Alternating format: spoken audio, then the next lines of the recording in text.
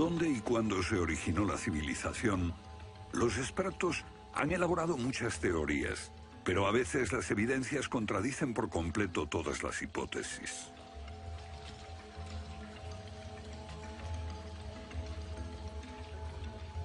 Bajo el suelo congelado de Siberia se han encontrado especies animales extinguidas por un repentino cataclismo global, como el mamut gigante. También se han descubierto mapas muy antiguos que muestran la Antártida siglos antes de que fuese descubierta. Este mapa tiene centenares de años y describe la auténtica configuración de la Tierra de la reina Maud, que está oculta bajo 1 kilómetro de hielos, y su configuración real no se conoció hasta 1949.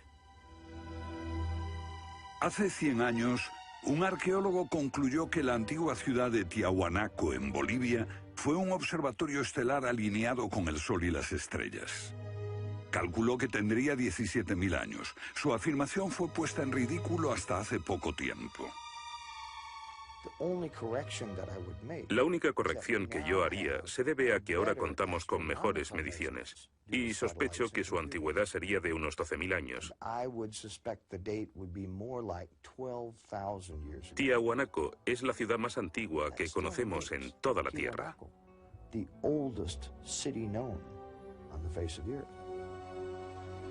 Los geólogos han descubierto que la gran esfinge de Gizeh en Egipto ha resistido siglos de lluvias incesantes, pero estas lluvias solo pueden haber tenido lugar miles de años antes de los faraones. ¿Fue construida la esfinge antes de los comienzos de la civilización? Lo que se pone en cuestión es la historia completa de la civilización. Puede que no haya ido en línea recta desde los estúpidos cavernícolas hasta los hombres tan listos de hoy con sus bombas atómicas. A veces, las pruebas que se hallan rompen todas las reglas. En este documental entrevistaremos a personas que están juzgando meticulosamente esas evidencias y elaboran nuevas teorías que pueden cambiar nuestra idea de la civilización humana. Esta enorme cara fue tallada por los antiguos olmecas de México. Se cree que tiene al menos 2000 años y es inequívocamente africana. Sin embargo, se supone que los negros no llegaron a América hasta después de Colón. En su libro De la Atlántida a la Esfinge, el escritor Colin Wilson recoge indicios de lo que él y otros creen que son los rastros de una avanzada cultura anterior al comienzo de la historia.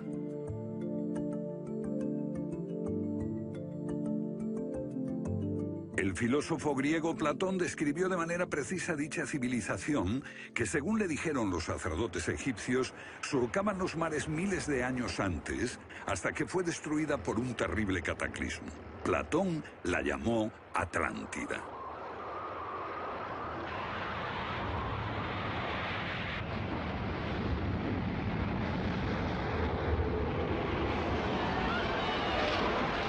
La Atlántida. Un terrible cataclismo. Sabemos de una catástrofe así por otro mito, el diluvio bíblico, Noé y su arca, un mito igualmente despreciado por los científicos.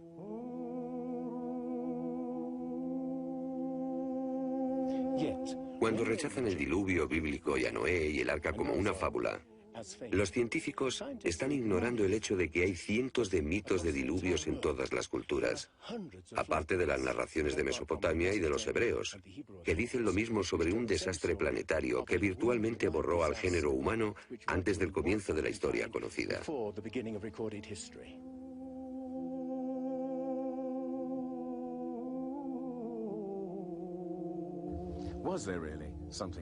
¿Hubo realmente algo parecido a un diluvio? Y si así fue, ¿existió una civilización anterior a todas las otras? Digo una civilización, y no la Atlántida. Porque en cuanto se menciona la Atlántida, el científico exclama, «Oh, no», y deja de escucharnos.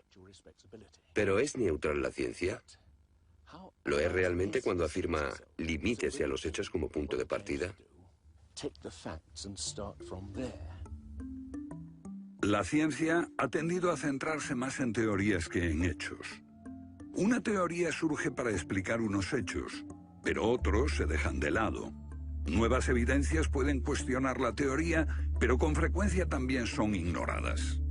Llamamos a estos hechos anomalías. Son evidencias que no encajan en la teoría.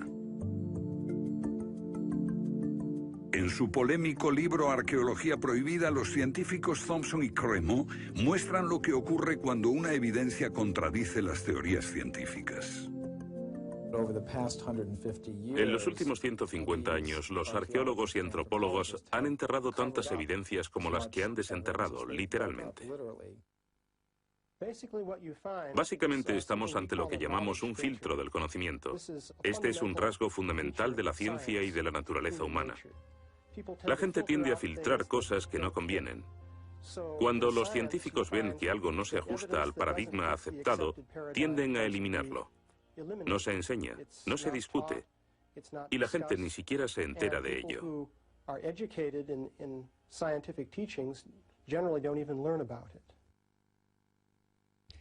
Lo que estamos diciendo, por ejemplo, sucedió en Iatitlan, México, en 1996.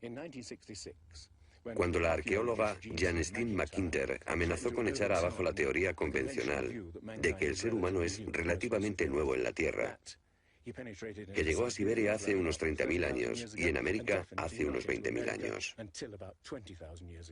En México, la arqueóloga Stine McIntyre descubrió herramientas de piedra y huesos humanos y los sometió a una batería de pruebas científicas. En 1966 pensamos que era un yacimiento antiguo y creímos que tendría unos 20.000 años. En aquella época se pensó que era demasiado tiempo. Cuando lo datamos mediante una batería de métodos supimos que tenía 250.000 años. Sinceramente yo me hubiera sentido feliz con los 250.000 años. Fui ingenuo y pensé, bien, voy a dejar de pensar en las fechas. Tenemos la información. Hemos conseguido los hechos. Tomemos estos hechos y partamos de ahí. No me di cuenta de que arruinaría mi carrera por completo.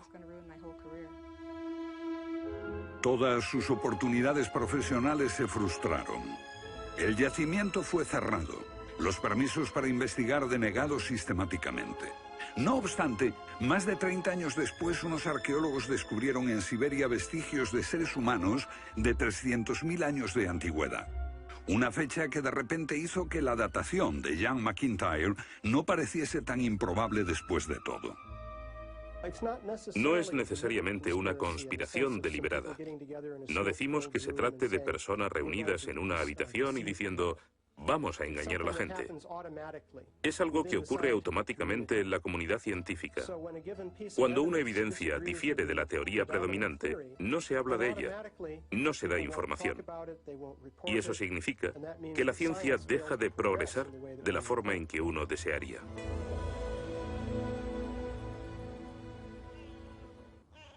¿La ciencia está pasando por alto evidencias de un pasado que hemos olvidado? ¿Pueden ser ciertos los mitos que nos hablan de la existencia en este planeta de civilizaciones que desaparecieron miles de años antes de que comenzase la historia registrada? Una nueva clase de investigadores está estudiando las anomalías que la ciencia tiende a descartar. Se plantean preguntas que pueden cambiar nuestro concepto sobre la historia humana.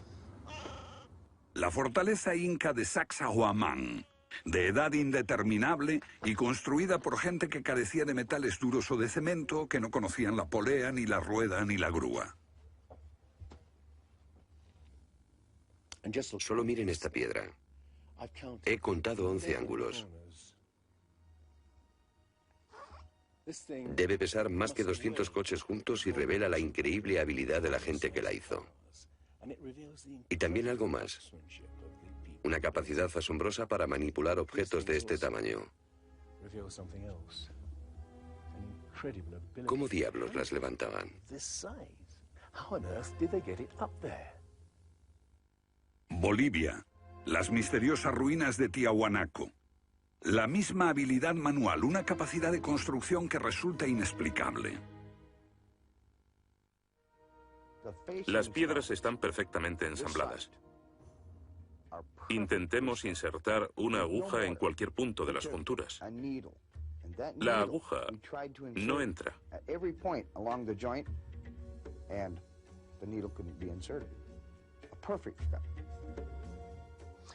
Cuando los conquistadores españoles le preguntaron a los incas si ellos habían construido Tiahuanaco, respondieron, no, no la construimos. se hizo miles de años antes de que viviéramos nosotros. La evidencia muestra que fue erigida por una civilización avanzada. Un descubrimiento casual nos lo revela.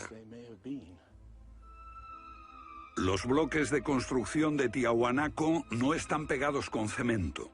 El que separa estas piedras descubre el inesperado brillo metálico que las mantiene unidas.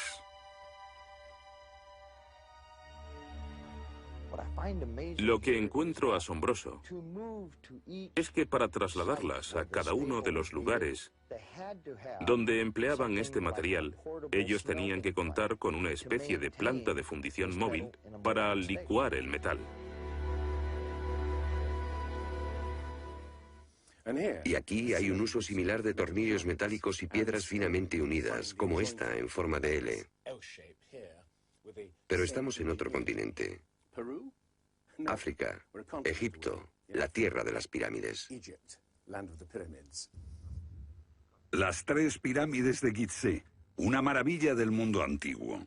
Otro pueblo que no conocía la rueda, ni la polea, ni la grúa. ¿Cómo podían transportar bloques de 100 toneladas? Su tecnología no se puede explicar ni imitar.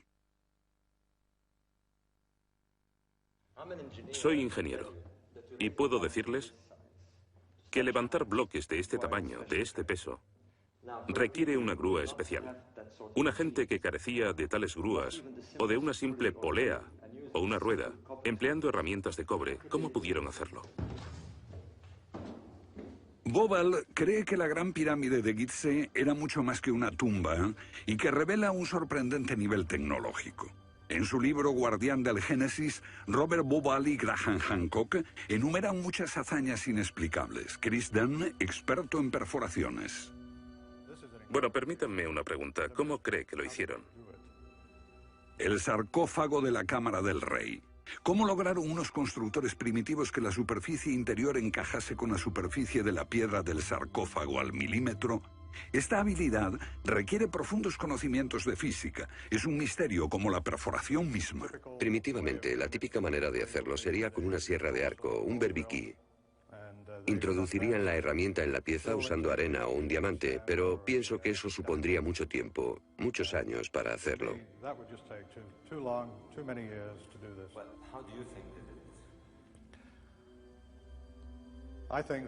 Creo que debieron haber usado herramientas más potentes. Hoy, para perforar esto, tendríamos que hacerlo a una velocidad de 6-10 milímetros por revolución de taladro en el granito. Ellos lo hicieron más rápido de lo que lo haríamos nosotros. Más rápido, investigadores como Chris Dunn se preguntan acerca del propósito de emplear este raro instrumento en un friso oculto. ¿Taladros superpotentes? Esto parece una conclusión precipitada. Los indicios de un taladro de alta velocidad se erigen en otro misterio sin resolver. Ahora miren esto. La increíble precisión de la mano de obra. La total suavidad de las paredes en esta supuesta tumba para bueyes sagrados. Y que implica un alto nivel de destreza. Por supuesto, eso podría explicarse en términos de cientos de obreros puliéndolas durante 10 años seguidos. Pero, ¿si hablamos del misterio de los vasos egipcios? No como este vaso de arcilla que acabo de comprar, sino vasos hechos de alabastro, basalto e incluso diorita, que es la piedra más dura de todas.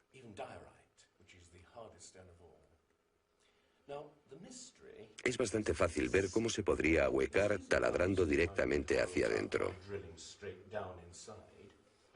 Pero, ¿qué pasa con los ángulos? La tecnología moderna es incapaz de hacerlo. Sin embargo, los antiguos egipcios moldeaban miles de piezas. Algunas de ellas 2000 años antes de la civilización que se supone surgió aquí. ¿Cómo? Otro misterio sin explicar. Inexplicable. ¿Cómo pudieron los constructores alinear sus gigantescas pirámides con los puntos cardinales tan impecablemente? En perfecta dirección este-oeste y norte-sur, con una exactitud no igualada por los modernos constructores. La Gran Pirámide parece ser un modelo matemático del hemisferio norte e incorpora el trascendental valor de pi, las veces que cabe el diámetro de un círculo en su circunferencia.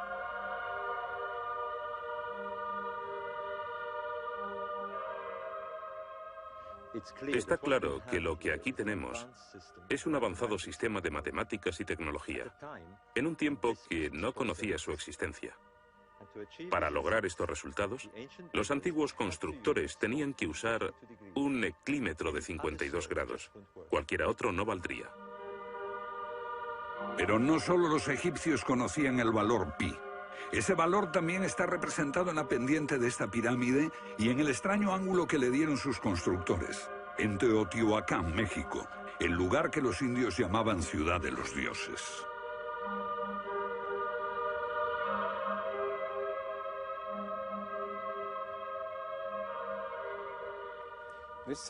En su época, esta ciudad fue más grande que la Roma imperial. Lo que pueden ver es una serie de estanques que llenaban de agua, cuya superficie lisa reflejaba los cielos y cuyas ondas podrían servir como anuncio de terremotos. Estos templos, en el lado opuesto, se cree que representan cuerpos celestiales. Una cosa está clara: todo el lugar parece tener una especie de obsesión con la astronomía y la eternidad.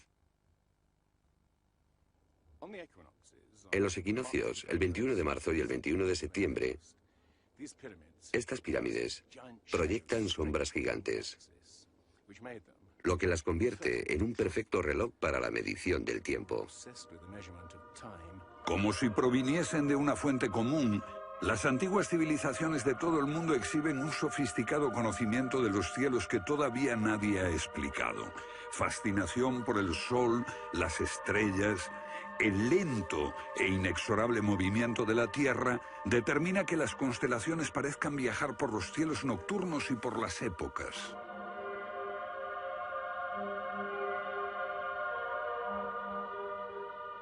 Según los estudiosos, los antiguos egipcios no tenían un gran conocimiento de la astronomía. Pero en el templo de Dendera hay muestras de su sofisticado conocimiento del cielo. Miren las constelaciones del zodíaco: Leo, Tauro, Piscis. Y aquí, la constelación de Orión. Bauval cree que la astronomía es la llave de muchos misterios de las pirámides. Los antiguos egipcios veían en la constelación de Orión a su dios Osiris, señor de los muertos y la vida ultraterrena. Bauval halló el reflejo de ese dios en las pirámides de Gizeh.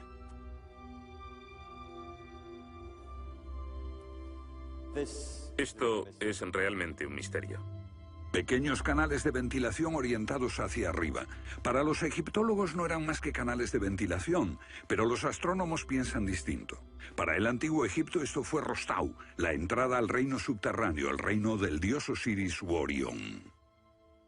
Para los antiguos egipcios, Orión era Osiris, el gran dios de la resurrección.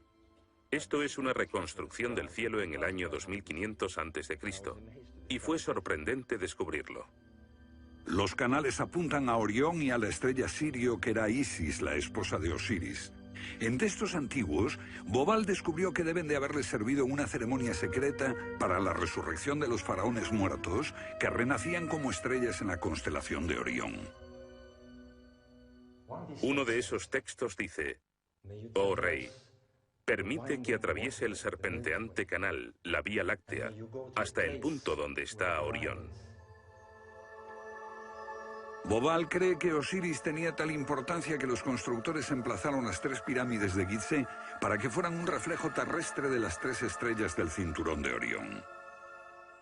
Esa correlación fue solo el comienzo. Bauval descubrió que los antiguos habían dado nombre de estrellas a otras 2 pirámides próximas. Esto le hizo entrever un plan más amplio y quedó perplejo. La constelación de Orión, el dios Osiris, estaba en el cielo y en la tierra.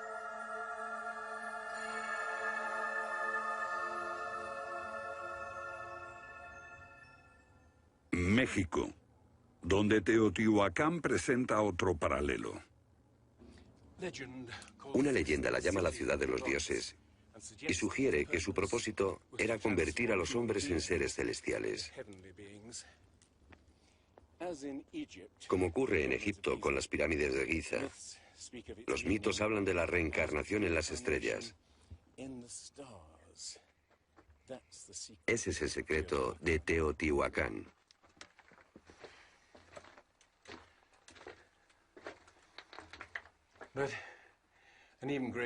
Pero esta pirámide presenta otro enigma mayor.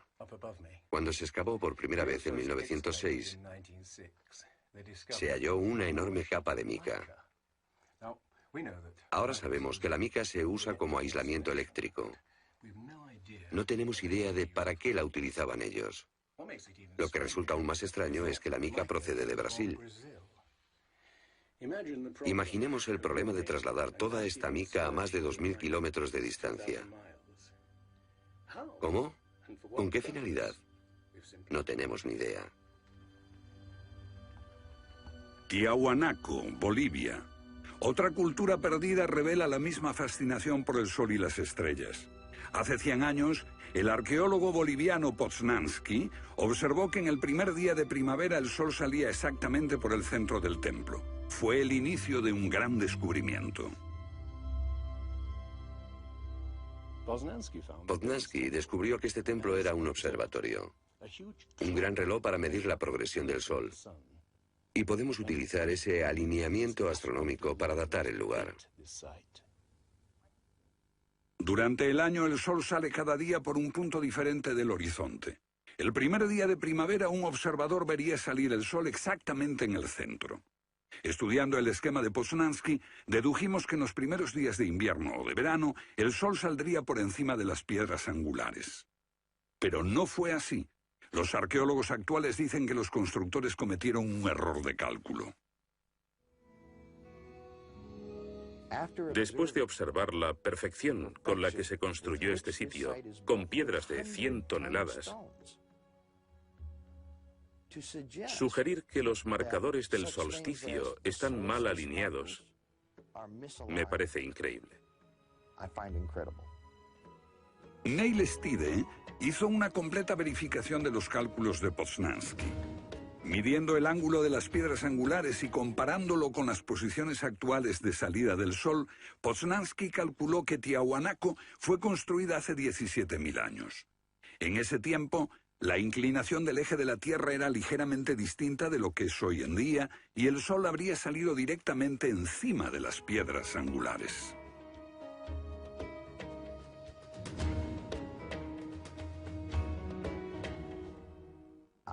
Yo sospecho que la fecha sería más bien de 12.000 años.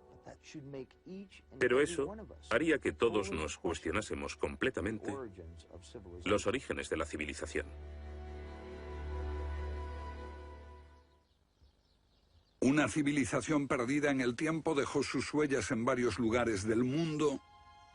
Los sacerdotes egipcios dijeron al filósofo griego Platón que una civilización así habría existido hace 12.000 años.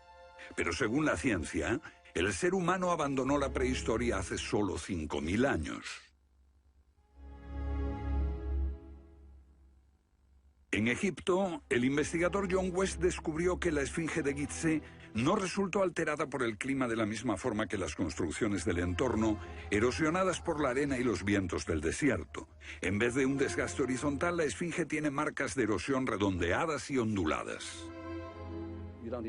No se necesita ser geólogo para mirar y ver lo que se debe al tipo de clima. Solo el agua cayendo copiosamente sobre las paredes del recinto pudo producir esos contornos redondeados.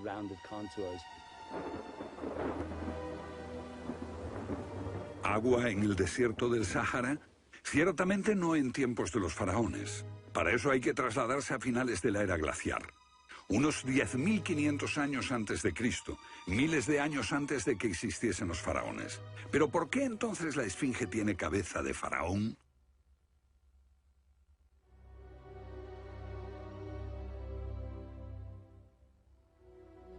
La cabeza es desproporcionadamente pequeña.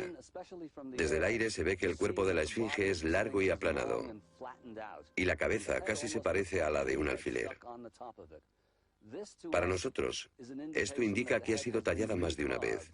En otras palabras, la cabeza se rehizo en algún momento de su larga historia. John West cree que la esfinge era originalmente un enorme león que un desconocido grupo de escultores modeló en la roca antes del 10.500 a.C. Se comenzó a erosionar cuando el final de la era glaciar alteró el clima y causó lluvias que cayeron durante siglos. Solo miles de años después un faraón habría tallado la cabeza con su propia imagen. ¿Tiene la esfinge más del doble de la antigüedad que creíamos? La teoría fue ridiculizada por los egiptólogos, pero los geólogos les respondieron que los hechos estaban allí. Más extraño aún, según Robert Bauval, la evidencia astronómica sugiere que las pirámides de Gizeh parecen revelar esa increíble antigüedad. La disposición de Gizeh coincidía misteriosamente con la posición de Orión en el año 10.500 a.C., cuando la esfinge miraba hacia Leo, su propia imagen en los cielos. La puesta de Orión en esa fecha distante se correspondía exactamente con las tres pequeñas pirámides, y existen muchos otros hechos difíciles de entender.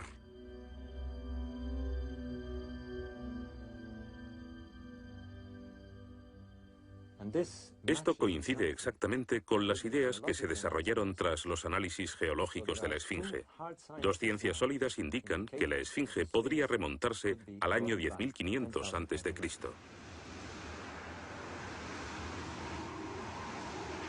Egipto sufrió unos cambios muy dramáticos a finales del período glaciar, especialmente en torno al 10.500 a.C., cuando unas impresionantes inundaciones cubrieron el terreno de aluvión y acabaron con el valle del Nilo y con el delta en general.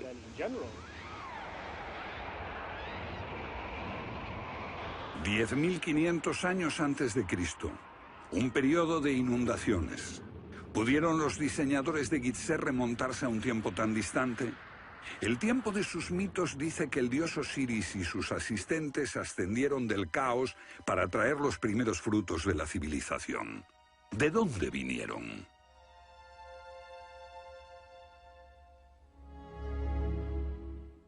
Un dios muy parecido fue el señor de la antigua Tiahuanaco en Bolivia. Aquí, en esta misteriosa ciudad de Tiahuanaco, era el dios que ellos adoraban. Alto, con barba, descrito como blanco, Viracocha llegó en tiempos de caos y destrucción, atravesando los mares para llevar a la raza humana una especie de renovación. El dios blanco Viracocha. En México conocido como Quetzalcóatl, que llegó con otros para traer los primeros frutos del conocimiento. Su símbolo está por todo Teotihuacán. La serpiente emplumada, símbolo del enigmático dios Quetzalcóatl que llegó desde el este después de tremendos cataclismos para traer la civilización a esta parte del mundo. ¿Pudieron dioses como Osiris, Viracocha y Quetzalcóatl haber sido personas reales que llegaron de muy lejos? ¿Eran supervivientes de un cataclismo que destruyó sus hogares y su civilización? Ahora la pregunta que nos hacemos es esta.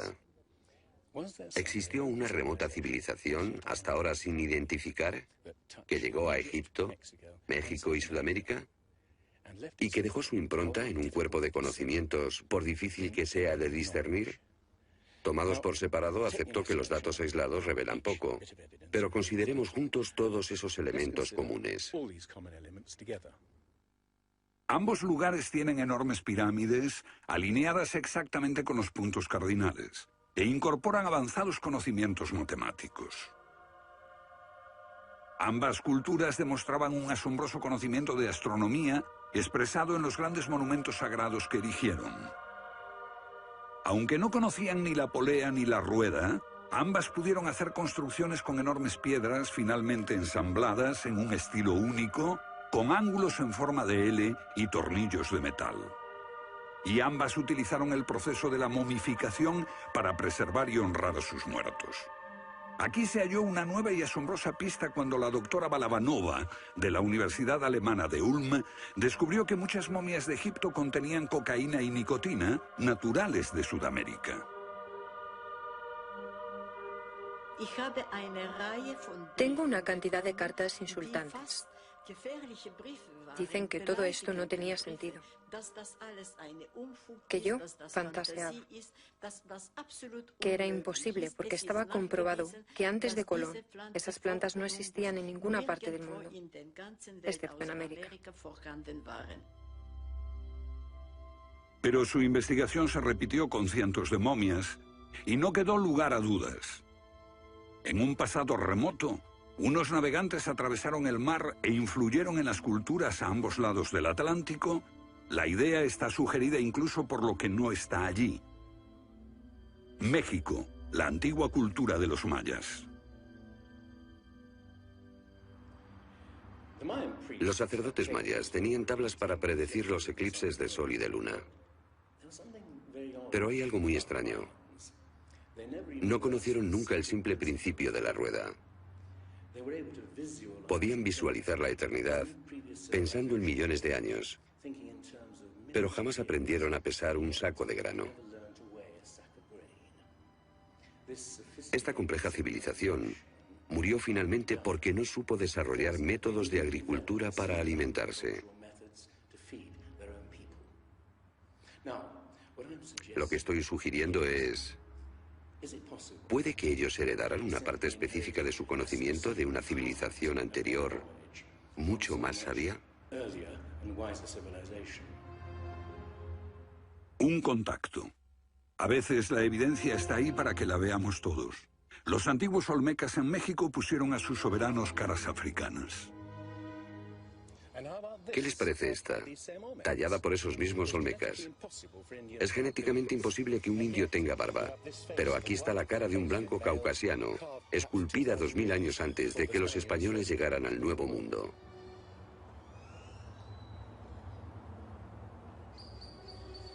Caras de africanos y de caucasianos esculpidas muchos siglos antes de Colón. ¿De dónde vinieron? ¿Cómo llegaron aquí? ¿Cómo influyeron en la más antigua cultura de América Central, en la cultura madre de México? Lo que todos los arqueólogos saben es que de pronto se materializaron alrededor del 1500 a.C. Esta gente, cuya expresión característica era la de esculpir enormes caras de piedra, cabezas de caucasianos y africanos que parecen haber salido, no se sabe de dónde.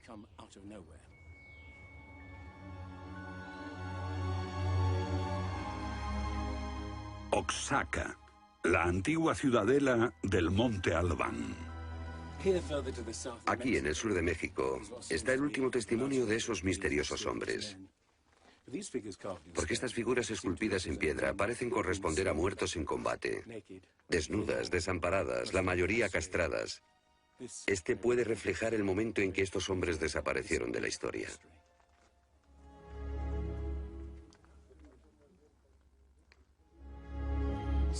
Entonces, ¿hubo una compleja civilización de navegantes que cruzó el Atlántico siglos antes de Colón?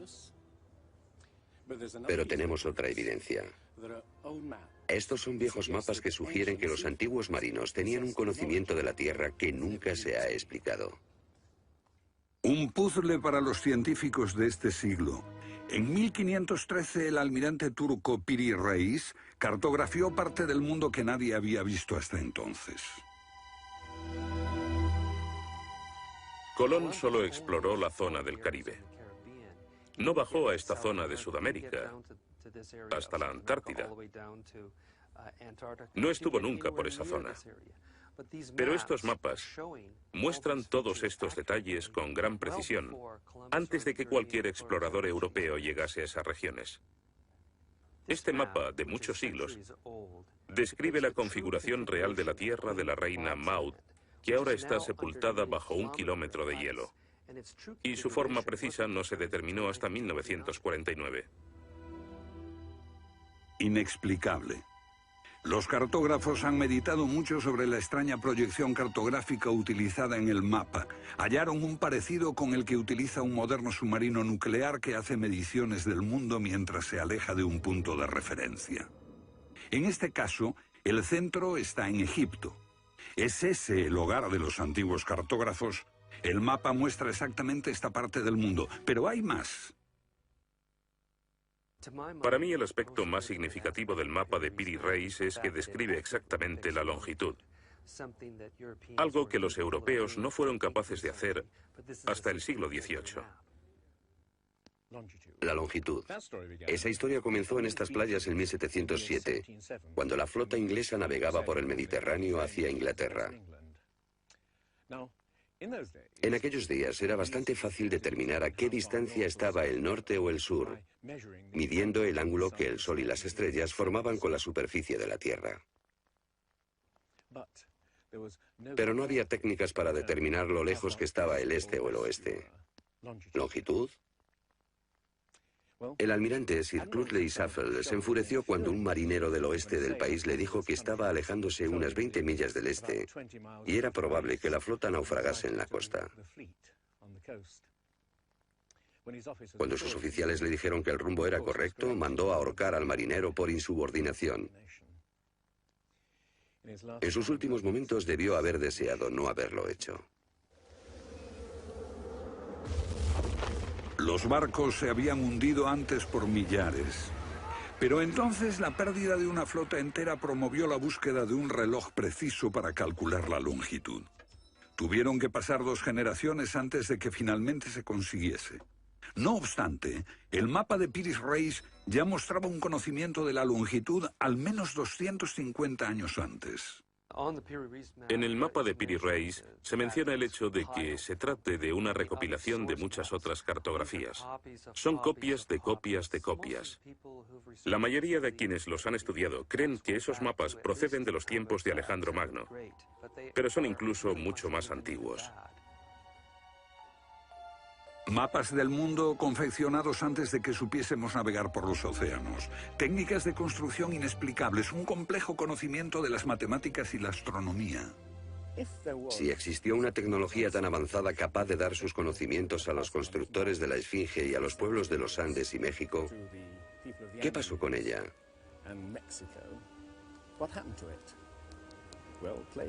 Platón dice que existió esa civilización avanzada tecnológicamente y capaz de surcar los océanos del mundo, la Atlántida, situada en una enorme isla-continente.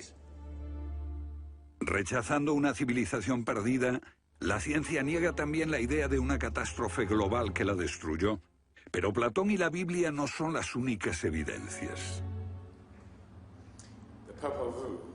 El Popol Vuh, libro sagrado de los mayas, habla de enormes marejadas e inundaciones que azotaron el mundo durante meses. Una lluvia fría y negra indescriptible y granizo.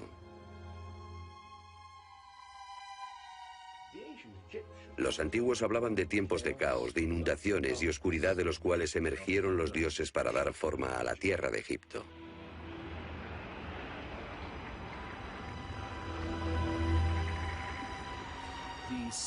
El disco solar de los aztecas se refiere a 4 ciclos de destrucción: por inundaciones, por fuego, por viento y por sangre y guerra.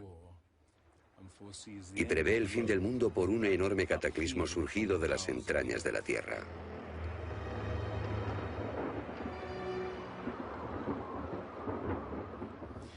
Otros mitos de la América antigua hablan de inundaciones apocalípticas y torrentes de fuego, de erupciones volcánicas y terremotos.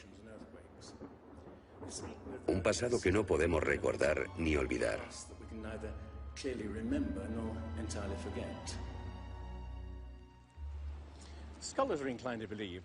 Los especialistas tienden a creer que el diluvio es una fantasía de los viejos poetas. Pero supongamos que los expertos se equivocan. Supongamos que una serie de terribles catástrofes naturales redujeron a nuestros ancestros a pequeños grupos que vivieron apartados y se esparcieron por todo el mundo. Lo que buscamos es una época que coincida perfectamente con los mitos, igual que el zapato encaja en el pie de Cenicienta. Una pista. La fosa de Alquitrán en La Brea, California. Una inmensa sepultura de millones de animales que hoy se ha convertido en atracción turística. Bajo la superficie está el campo de petróleo del lago Salado. El asfalto brota por las grietas y fisuras como un papel cazamoscas y atrapa a los animales. Y encontramos aquí una increíble colección de especies atrapadas en los últimos 40.000 años.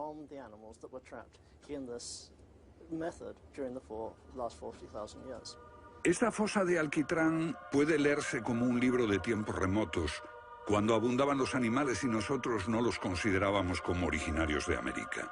Mamuts, elefantes, rinocerontes, perezosos gigantes, tigres sable, incluso caballos y camellos. Después Una tremenda catástrofe los barrió, al parecer, en unas pocas décadas, en torno al 10.500 a.C., hace más de 12.000 años. Todos los grandes animales, cualquier animal más grande que un coyote, se extinguieron en pocas décadas. Sí, fue sin duda una gran catástrofe.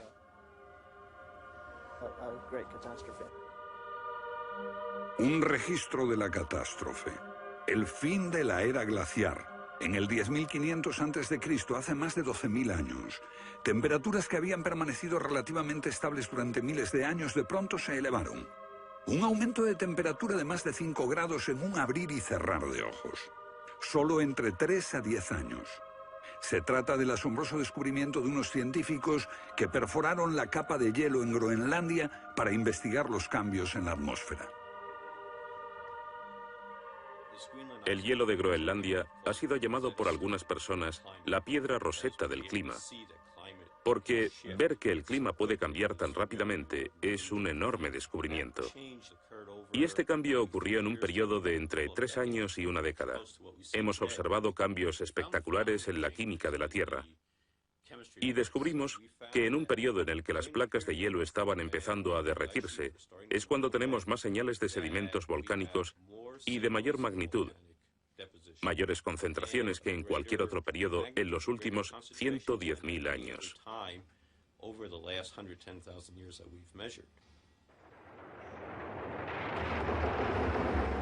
Un surgimiento de volcanes nunca visto, acompañado por desórdenes atmosféricos y gigantescas inundaciones. Porque mientras las placas de hielo de más de 1 kilómetro de espesor se derretían en pocos años, el nivel de los mares aumentaba dramáticamente. De repente, los mares ocuparon lo que había sido suelo seco. Se podía caminar desde Gran Bretaña a Escandinavia antes de que una revolución climática diese forma al Mar del Norte.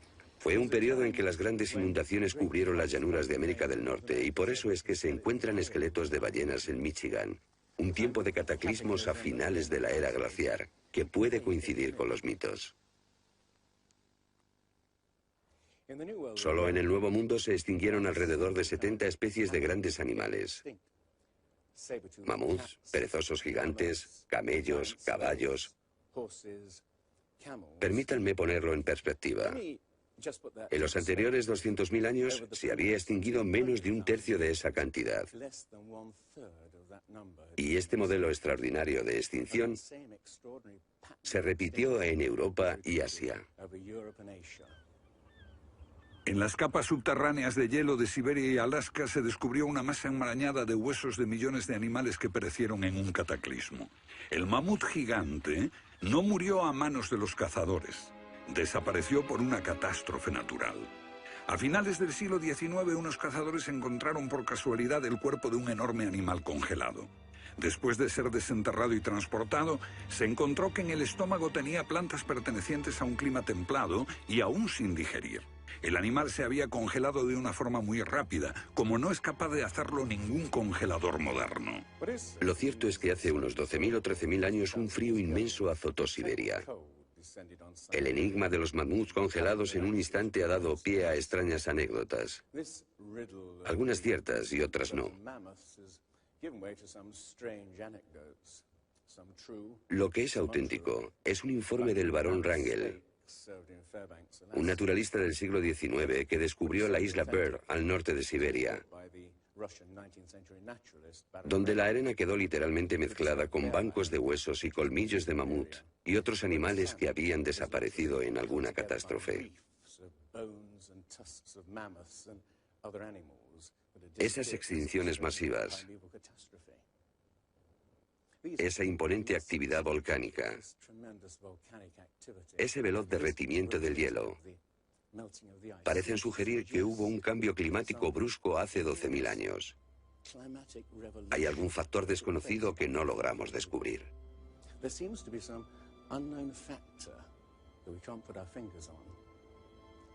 El fin de la era glaciar. ¿Qué provocó esa revolución? He aquí la gran cuestión. ¿Qué causó el cataclismo? Una de las mejores ideas la ha planteado Charles Hapgood, Él sugiere un desplazamiento repentino de la corteza terrestre. Toda la corteza de la Tierra es solo un tercio de un 1% de la masa terrestre. Como la piel de una naranja, si se suelta, se mueve. Más fina que una cáscara de huevo, la corteza de la Tierra queda apoyada en un interior líquido. La teoría imperante sobre la corteza terrestre es la de las placas tectónicas. Los continentes se separan lentamente durante cientos de millones de años, aunque la ciencia rechazó esa teoría durante más de medio siglo. Ahora niega también la idea de que la corteza pudo moverse en su conjunto y repentinamente. Pero un científico quedó hipnotizado por la idea. Se llamaba Albert Einstein.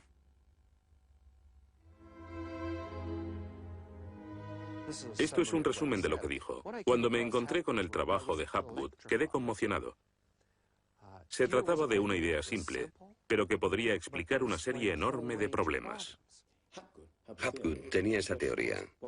La cuestión era cuál fue el mecanismo que puso en movimiento al gigantesco conjunto.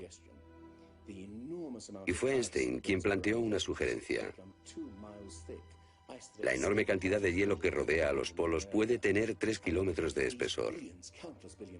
Esos incontables miles de millones de toneladas de hielo, si se formaran de un modo desproporcionado, harían que toda la Tierra se sacudiese como una rueda, con un enorme peso colocado en su borde. Esta vibración bastaría para hacer que la corteza de la Tierra se moviese súbitamente. Hace 55.000 años el Polo Norte estaba cerca de Europa, pero de pronto se desplazó hacia la bahía de Hudson, en Canadá. Y en torno al año 12.500 a.C. se volvió a mover casi 2.000 millas hasta donde está actualmente. O es mejor decir que las tierras y los mares atravesaron el polo, impulsados por un repentino desplazamiento de la corteza terrestre. De ser así, esta es una de las cosas que habían ocurrido al final de la era glaciar. El desplazamiento impulsó a América fuera de la zona polar. El mar en el norte se congeló con una fina capa de solo unos metros de espesor. La inmensa vieja capa de hielo de Norteamérica, con más de 1,5 kilómetros de grosor, se derritió rápidamente en pocos años. Ahora, lo que es muy interesante de la teoría de Hapgood y Einstein es que también explica bastante bien algunos otros mitos, independientemente del diluvio. Hay mitos sobre tremendos terremotos, catástrofes volcánicas, lluvias negras cayendo del cielo, congelación repentina, congelación del suelo. Y podemos ver que un ejemplo de esto es precisamente lo que pudo pasar si la corteza terrestre se desplazó. Con bastante rapidez, las áreas que antes habían estado congeladas pasarían a ser zonas cálidas, y así se explicarían hechos como el rápido congelamiento de los mamuts en Siberia. Si el desplazamiento de la corteza terrestre causó el diluvio que aniquiló una civilización, ¿dónde estaba esa civilización? Algunos investigadores creen haberla hallado en la isla griega de Santorini, que fue devastada por una terrible erupción, o en la antigua Troya, o en la isla alemana de Heligoland, casi arrastrada hacia el Mar del Norte. Pero no se ha encontrado nada. Y es precisamente este problema lo que ha hecho descartar la Atlántida de Platón como una propuesta seria. Veamos. Los oceanógrafos han cartografiado los suelos oceánicos y sencillamente no hay ningún continente perdido. ¿O sí? Platón describe la Atlántida como una vasta isla-continente con montañas situada en medio del océano. Y el océano, por supuesto, es el océano que rodea toda la Tierra. Fue más tarde que comenzamos a dividir el océano en diferentes partes, llamándolo Atlántico, Pacífico, etc. En realidad el mundo tiene un solo océano.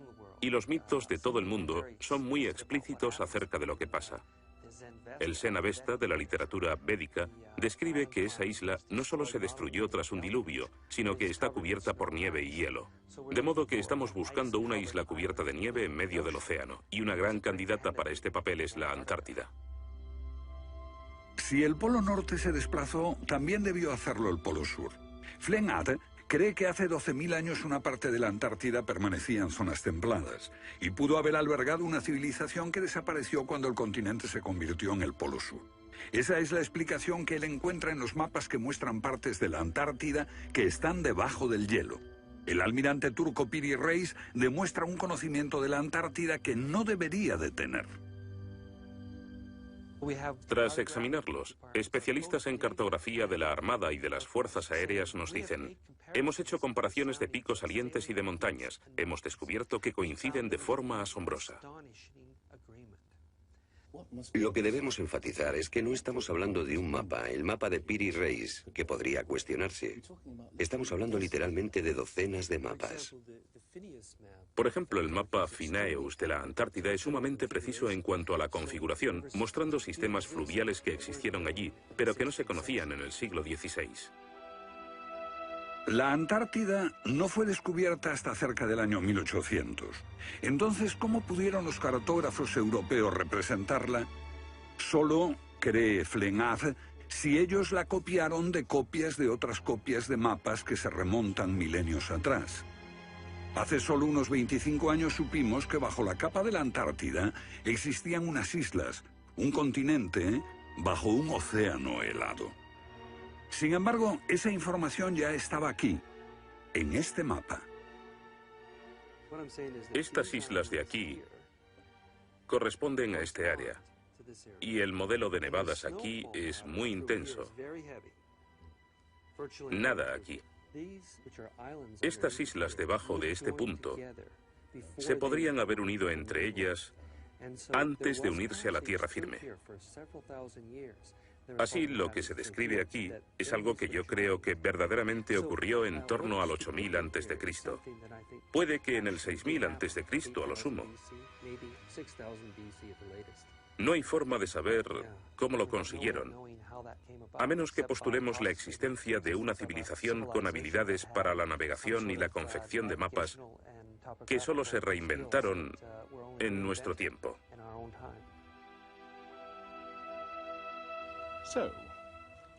¿Fueron los comienzos de la civilización humana más remotos de lo que suponíamos? Puede que uno sienta que muchos elementos de esta hipótesis suponen conjeturas extravagantes que, vistas por separado, pueden ser todas discutibles. Pero si juntamos esas piezas, como las piezas de un puzzle, se empieza a ver que surge un modelo.